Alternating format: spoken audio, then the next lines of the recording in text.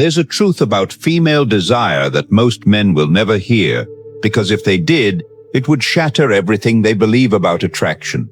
And here's the uncomfortable part. What you've been doing to turn her on is probably the exact reason she feels nothing. Think about it. If desire was really about saying the right words, using the right techniques, or becoming good enough, why do so many men who do everything right still get rejected, ignored, or slowly lose her interest? It's because desire isn't a switch. It never was. And treating it like one is the mistake that keeps men trapped in a loop of frustration, trying harder, giving more, improving endlessly, and getting less in return. You've been trying to light a fire without realizing there's a system actively putting it out. You're not failing because you lack something. You're failing because something is blocking you. And here's where it gets darker. Inside every woman's nervous system, there isn't just a mechanism for arousal, there's also a mechanism designed to shut it down completely. A dual system, an accelerator and a brake. And most men spend their entire lives obsessing over the accelerator. More confidence, more muscles, better conversation, better performance. But what if none of that matters? If the brake is still engaged? What if the real game isn't about turning her on, but removing what's turning her off? Because when you understand that, everything changes. Desire stops being something you chase and becomes something that happens, naturally, effortlessly, almost against her own control. By the end of this video, you're going to see the exact structure behind that inhibitory system. You'll understand why she can feel emotionally connected to you and still not crave you. And more importantly, you'll know how to reverse it. This isn't about seduction. This is about understanding the hidden mechanics of desire at a level most men never reach. We're not guessing, we're dissecting it. The reason you keep failing isn't because you're not trying hard enough. It's because you're trying in the wrong direction. Most men are additive by nature.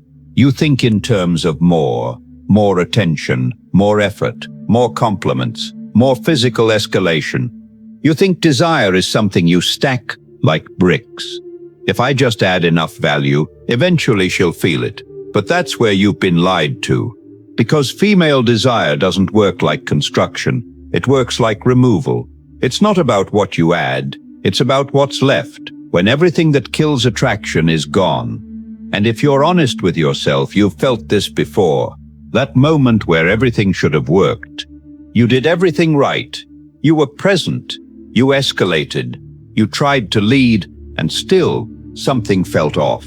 She was there physically, but not there. Her body was in the room, her mind wasn't. That's the break. Science calls it the dual control model, but forget the label for a second. Just picture this. Inside her, there are two forces constantly running in the background. One is looking for reasons to say yes. The other is scanning for reasons to shut everything down. The accelerator and the brake. And here's the part nobody tells you. The brake is stronger. Always, not by accident, but by design. Because biologically, the stakes were never the same. For you, desire is cheap, immediate, disposable. You see something, and it hits you instantly. No thinking, no filter. But for her, desire has always been tied to risk, pregnancy, vulnerability, social consequences, safety. So her system evolved to be cautious, selective, defensive, which means this. Her brain is constantly asking, why should I not do this? Not why should I? And that flips the entire game. Because when you walk up to her and she feels cold, distant, distracted, your instinct is to push harder. You get closer. You touch more. You try to build momentum, but let me paint you a real picture. You're with her. Maybe at home, maybe after a long day. You lean in. You try to kiss her neck, and she doesn't melt. She stiffens just slightly. Not enough for you to stop, but enough that something feels resisted. You ignore it. You think, I just need to push through this. So you escalate again. Now you're not creating desire. You're creating pressure. Because while you're pressing the accelerator, her brake is already slammed down. Maybe she's stressed about something she didn't even tell you. Maybe you said something earlier that stuck with her. Maybe the environment feels off. The timing, the mood. You don't see it, but she feels it. So what happens? Friction, not attraction. And friction doesn't build desire, it burns it. Slowly, then all at once. At first she feels disconnected, then slightly irritated. Then if you keep pushing, she starts to feel suffocated and eventually repulsed. Not because of what you did in that moment, but because you ignored what was already there. That's where most men lose without even realizing it. They try to turn her on while something inside her is screaming no. The shift, the real shift, is brutal. You stop asking, how do I make her want me? And you start asking, what is silently pushing her away right now? That question alone separates the average man from the one she can't get out of her head. Because now you're not chasing desire, you're clearing the path for it. You become surgical. You remove tension. You remove pressure. You remove the invisible resistance she can't even explain. And when the brake lifts, you don't need to force anything. It moves on its own. But here's where most men make the second mistake. They assume her desire works like theirs. Instant, spontaneous, always ready. You see her, and it's immediate. A look, a movement, a hint of skin. Done. So you expect the same. You wait for signs. You wait for her to initiate. You wait for that moment where she looks at you with hunger. And when it doesn't come, you take it personally. You think, she's not into me. But what if that's not true? What if she doesn't feel desire until she's already inside the experience? That's what most men don't understand. For most women, desire isn't spontaneous. It's responsive. It doesn't appear out of nowhere. It builds once the conditions are right. It's like heat. It needs an environment. And here's the mistake you've been making your entire life. You've been waiting for the water to boil before you even turn on the stove. You wait for the signal, the green light, the perfect moment. You wait for her to show desire first, and you end up stuck. Because that signal rarely comes at the beginning. The man who understands this doesn't wait. He creates the conditions. He becomes the environment. He understands that her no isn't always rejection. Most of the time it's neutral. It's not yet. She's not cold. She's dormant. And there's a massive difference between a woman who is dormant and a woman who is obsessed. It's not looks. It's not lines. It's not luck. It's your ability to guide her state without triggering resistance. And this is where most men get exposed.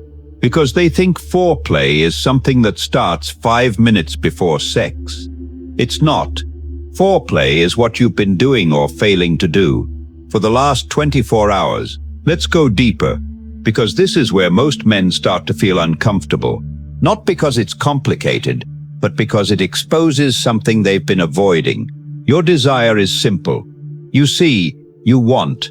It's clean, direct, almost mechanical. A straight line from stimulus to action. But hers, it doesn't work like that. Her desire is not linear.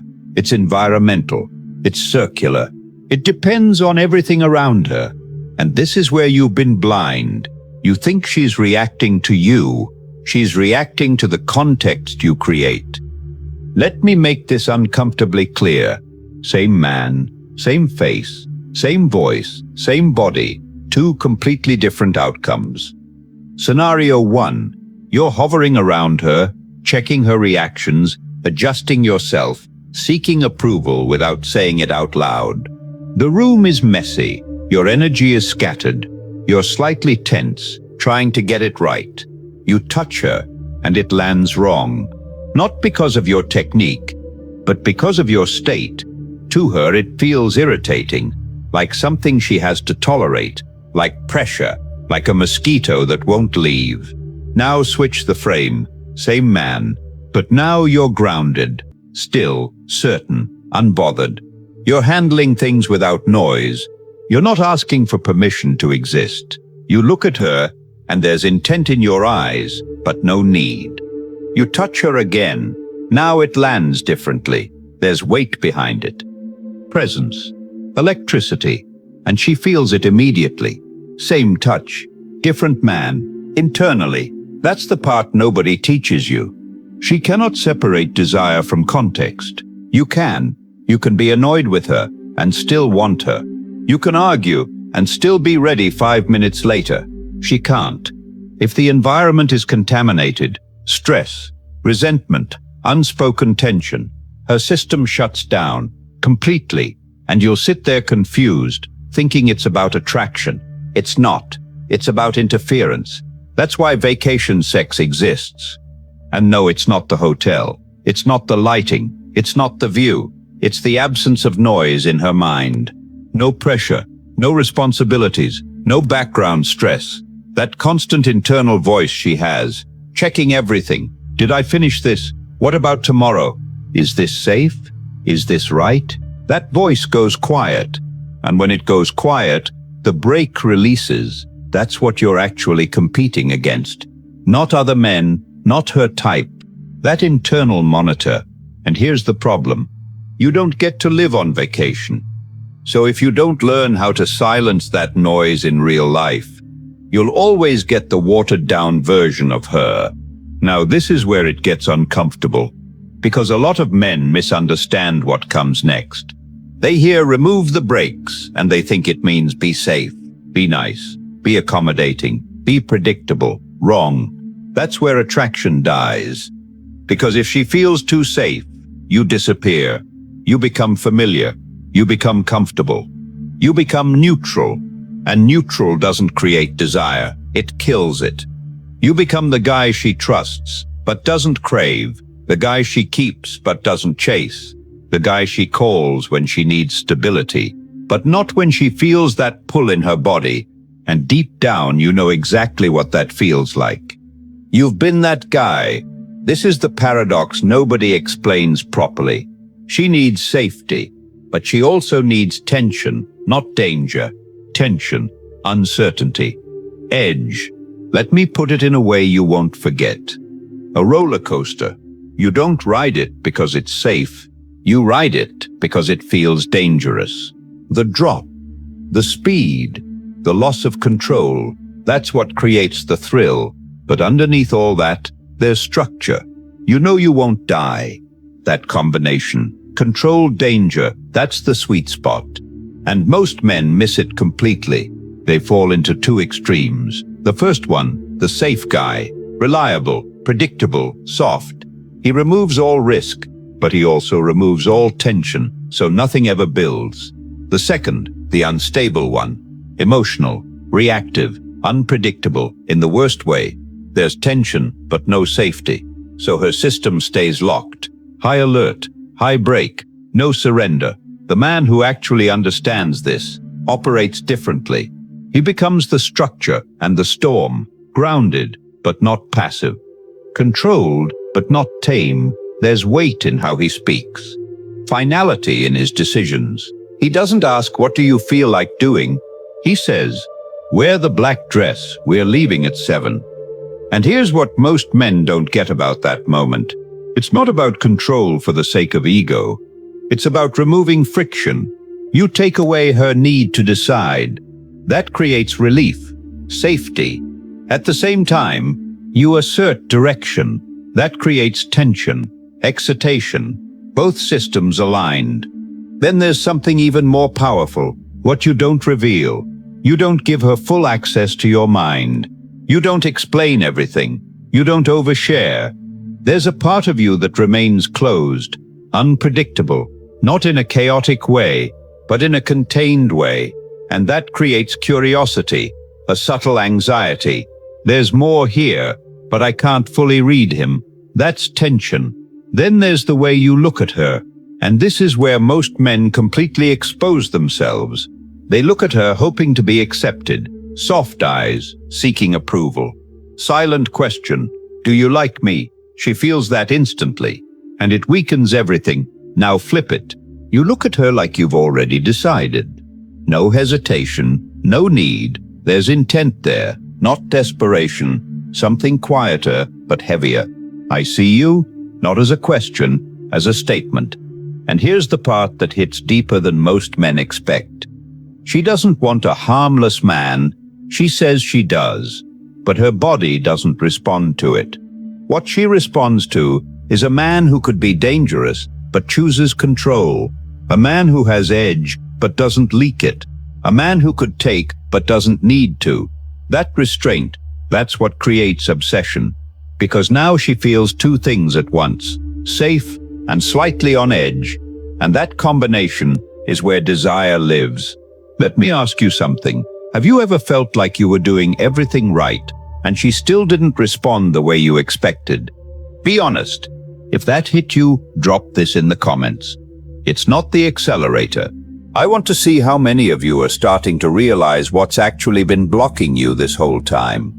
Now we get into the part that quietly ruins most men without them ever realizing it. This is where things stop being logical and start becoming dangerous. It's called concordance. You've felt this, even if you didn't have the word for it. For you, it's simple. If your body reacts, your mind is already there. There's alignment. You want, and your body follows. No conflict. But with her, that alignment is broken. And this is where men get themselves into situations they don't understand. Because her body can respond without her actually wanting you. Let that sink in. She can show all the physical signs and still feel nothing. Or worse, feel turned off. And the opposite is also true. Her mind can be completely consumed by you, imagining you, wanting you, replaying moments in her head, and her body is still slow, unresponsive, closed. It doesn't match. And if you don't understand this, you will misread her completely. You'll think, she's into me. Or worse, she's not into me. Both can be wrong. And here's where men destroy the moment. They rely on what they can see. They treat her like a system of signals. But you're reacting, so you must want this. That line, whether you say it out loud or not, kills everything. Because now you've exposed yourself. You're not reading her, you're reading the surface. You're reading the body, not the experience.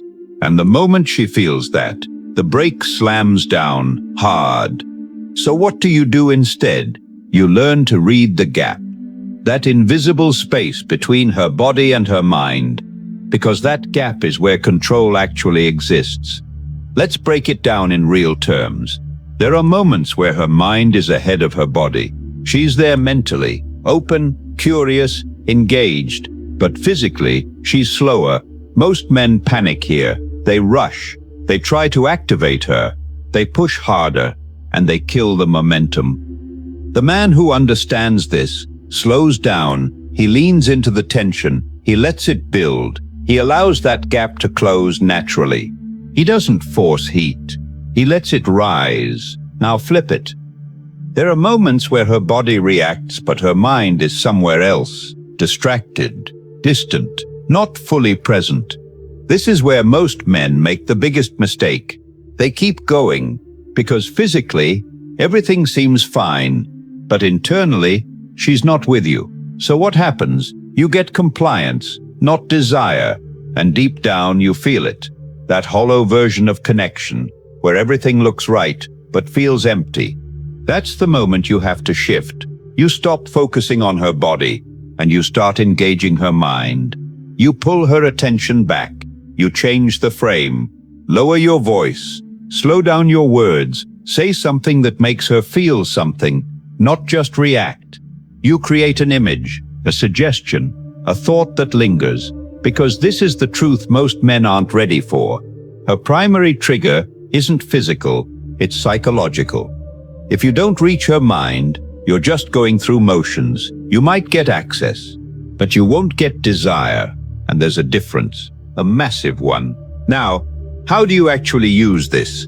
This is where most advice becomes useless, because it tells you what to do, but not how to control the pacing. So I'm going to give you something practical, something most men never figure out. I call it the simmer.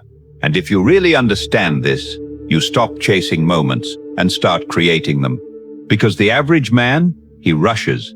He jumps from nothing to everything. Too fast, too obvious, too predictable. He tries to force the outcome. The simmer is different. It's controlled, it's patient, it's intentional. It's knowing that tension is more powerful than action. Step 1. Before anything even begins, you read the environment. And be honest here. Most of you skip this completely. You walk into her space, carrying your own agenda, blind to everything else. But her mind is already full. Stress, thoughts, background noise, and you're trying to add more on top. That never works. So you clear it. Not to impress her, not to earn anything, but because you control the environment. You remove friction. You handle things silently, without announcing it. And something shifts. You've taken weight off her without asking for credit. That matters more than you think. Step 2. Contact. But not in the way you've been doing it. Not grabbing, not lingering, not asking for permission through hesitation. You touch and you leave. Brief, intentional, unapologetic, and then you're gone. And this is where it gets interesting.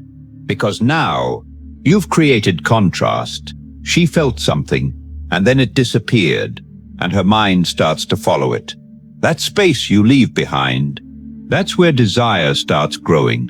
Not in constant contact, but in absence. Step 3. You plant the seed. And most men overdo this. They talk too much, explain too much, kill the mystery. You don't do that. You say less, but what you say sticks. I had a thought about you earlier. Pause. Go back to what you were doing, and now she's stuck with it. What thought? You've created an open loop, and her mind will try to close it without you doing anything else. That's control, not force. Step 4. When things finally escalate, you don't rush to the end. You start and you stop. And this is where most men lose control, because they're afraid of losing momentum. But the pause, that's where the shift happens. You create the moment, and then you step back from it. And now something different happens. She leans in, she closes the gap. And when she does that, it changes everything. Because now it's not you pushing, it's her moving. And that's the difference between okay and I want this. And once you feel that difference, you'll never go back to forcing anything again. There's one final piece, and this is where everything clicks or everything collapses. Most men never see this. Not because it's hidden, but because it's uncomfortable to admit. A woman is not only turned on by what you do to her, she's turned on by how you see her. Let that sit for a second. For you, desire is visual. You look and you feel it. Simple. But for her, being seen in a certain way becomes the trigger. And I'm not talking about compliments. Not you look nice. Not validation. I'm talking about the way you look at her when you've already decided what she is to you. There's a difference. You've probably done this without realizing it. There was a moment, maybe once, where you weren't overthinking. You weren't trying to impress. You just looked at her, and there was something raw in your gaze. Not hunger in a needy sense, but focus, weight. And she felt it. Her posture changed, her tone shifted. Something in her softened and sharpened at the same time. That's the mechanism. Because when she feels like she is the object of a man's selective desire, not general attention, not cheap interest, but chosen focus, something primal activates. And here's the part most men get wrong. They try to replicate that energy without becoming the man it has to come from. If a man with no options looks at her like that, it feels off, heavy in the wrong way, like pressure, like need, like he's asking for something. But when it comes from a man who is grounded, selective, controlled, it hits differently. Because now it's not, I want you because I need you. It's I could have many, but right now I choose you. That distinction, that's everything. That's what gives your attention weight. Because attention without scarcity is worthless. And most men give it away like it costs nothing, looking at every woman the same way, reacting to everything, chasing everything. So when they try to focus on one woman, it means nothing. She feels it instantly. There's no edge to it, no selectivity, no danger. But when a man who is usually controlled, reserved, almost hard to read, suddenly turns that intensity onto her, it lands hard. Because now she's not just reacting to you, she's reacting to who she becomes in your presence. She starts seeing herself through your lens, more desirable, more alive, more dangerous. And that version of herself, that's what she gets addicted to. Now let's address something you've definitely experienced. Why do good guys get pushed aside? Why do they hear you're amazing, but you know the rest? Because they remove all friction, all tension. They become safe but empty, predictable, neutral. They never polarize. They never risk being misunderstood. They never step into that space where desire actually lives. So she trusts them, but she doesn't feel them. And without feeling, there's no pull. Now the other extreme, the guy who creates chaos, unpredictable, dominant, self-centered. He triggers emotion, but he also triggers instability. Sometimes that intensity overrides everything, and things happen. But it doesn't last, because there's no foundation. It burns fast, and collapses even faster. So what actually works? Neither. The man who understands this becomes something else entirely. He is calm but not passive, controlled but not soft. There's restraint in him, but also capability. She feels that he could cross the line, but chooses not to. And that choice is what creates tension. Because now she feels safe, but not in control. And that's where she lets go. That's where the shift happens. But here's the part you can't fake. If inside you're desperate, this entire structure breaks. You'll rush. You'll overextend. You'll look for signals. You'll chase confirmation. And she'll feel it immediately. Because no technique can hide need. So you have to flip something internally. You stop seeing this as something you get from her and start seeing it as somewhere you take her. You're not extracting. You're leading. You're creating an experience. And if you've ever been led by someone who knew exactly what they were doing, you know the feeling. There's no hesitation, no doubt, no awkward checking, just direction, calm, certainty. That's what she's responding to. Not the moves, not the lines, the state. And when you're in that state, everything simplifies. You stop trying to force desire. You become the environment it grows in. You clear what blocks it. You create tension without pressure. You give space without losing presence. And then you wait. But not like a man hoping. Like a man who already knows, still, patient, certain. And when it lands, it's not subtle. The woman who was tired suddenly isn't. The one who wasn't in the mood starts initiating. The one who held back starts pulling you in. And it feels confusing if you don't understand why. But now you do. You didn't convince her. You didn't push her. You removed what was stopping her. And what was underneath finally had space to come out. And that version of her, that's not new. That's who she always was, just locked behind the wrong conditions. Now, one last thing. This isn't something to abuse, because when you understand how to access someone at that level, you're stepping into influence, into vulnerability. And most men aren't disciplined enough to handle that properly. Don't be that man, because power without control destroys everything it touches. Most men will hear all of this and go back to chasing, negotiating, forcing, blaming. They'll stay exactly where they are, cold, confused, repeating the same patterns.